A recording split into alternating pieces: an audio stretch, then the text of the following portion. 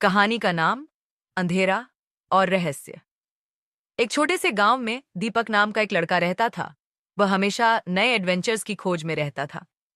एक रात उसने सुना कि गांव के बाहर एक पुरानी हवेली में अनसुलझे रहस्य छुपे हुए हैं। उसके दिल में जिज्ञासा भरी थी। वह बिना किसी को बताए हवेली की ओर चलता गया। जब दीपक हवेली के पास पहुंचा तो वहां का दृश्य बेहद खौफनाक था। हवेली का दरवाजा धीरे धीरे खुला।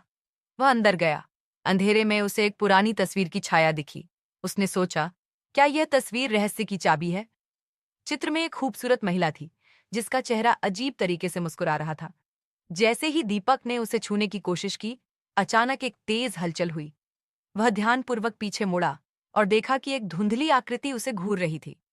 भयभीत होकर उसने तेजी से वहां से भागने का सोचा, लेकिन दरवाजा अपने आप बंद हो गया। क्या मुझे यहां फंस जाना है? उसने बुदबुदाते हुए कहा। लेकिन तभी उसे एक और आवाज सुनाई दी। मदद मत मांगो, क्योंकि कोई तुम्हारी मदद नहीं करेगा। गहरा सन्नाटा छा गया। दीपक ने अपने आप को संयम में रखा। वह शांत होकर सोचने लगा। फिर उसने सोच लिया कि उसे इस रहस्य को सुलझाना होगा। वह उस तस्वीर के पास लौटा और ध्यान से देखने लगा।